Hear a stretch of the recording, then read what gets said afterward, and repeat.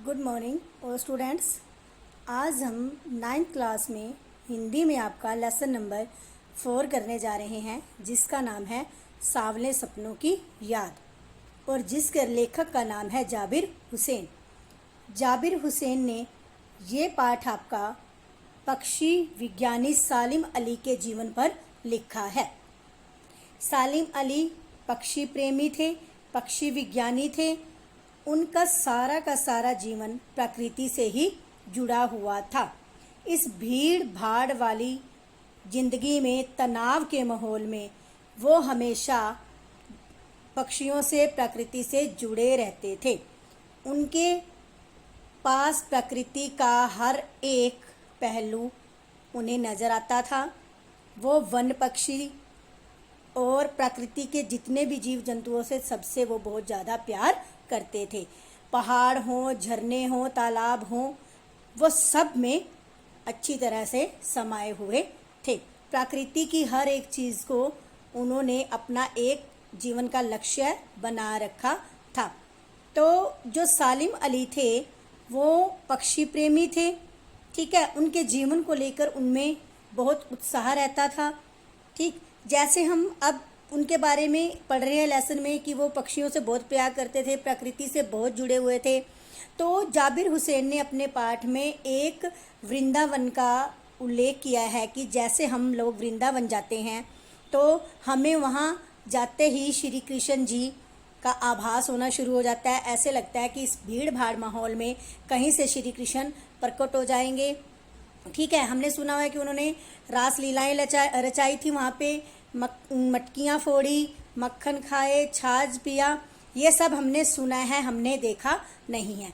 उसी तरह जाबिर हुसैन सालिम अली के जीवन के बारे में भी यही इस पाठ में बता रहे हैं कि उन्होंने पक्षी प्रेमी थे वो, और प्रकृति से जो प्यार किया वो श्री कृष्ण जैसा ही था। जैसे श्री कृष्ण बांसुरी बजा देते थे, सभी उनकी बांसुरी पर मोहित हो जाते थे, ऐसे ही पक्षियों को देखकर सालिम अली भी सब कुछ भूल जाते थे।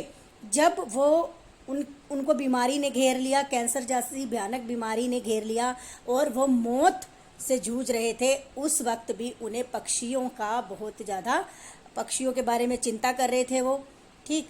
तो उन्होंने जब ये हमारे केरल की साइलेंट वैली के बारे में चिंता जताई तो उससे वो उन्हें रेगिस्तान की हवाओं से बचाना चाहते थे। तो वो मुलाकात करने उस समय जो प्रधानमंत्री थे चौधरी चरण सिंह, उनके पास गए।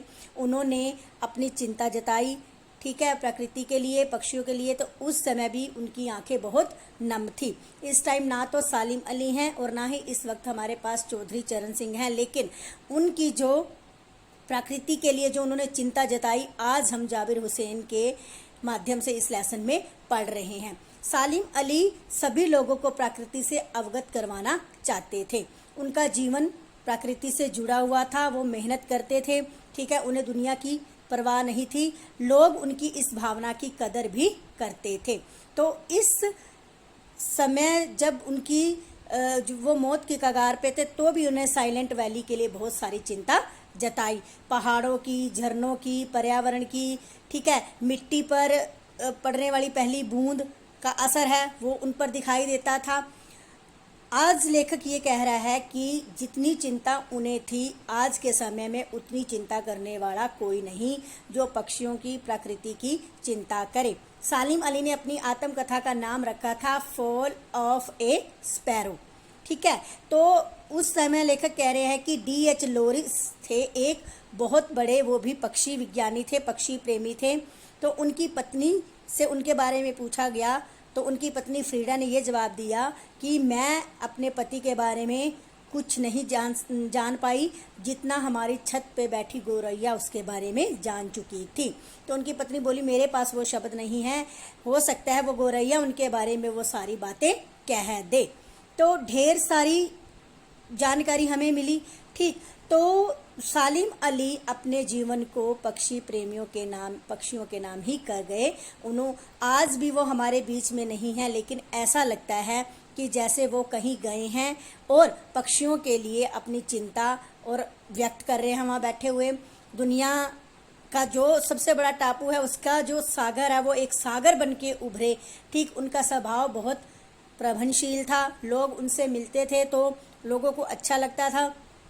तो वो अपनी इस दुनिया में सिर्फ पक्षियों के नाम ही जीवन को जीते रहे, पक्षियों के बारे में ही चिंता जताते रहे।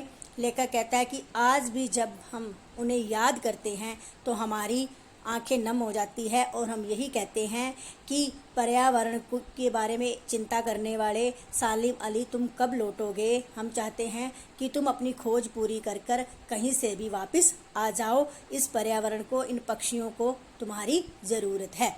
तो बेटा ये लेसन था आपका। इसके क्वेश्चन आंसर अच्छे से राइट करने हैं, लर्न भी करने हैं। धन्यवाद।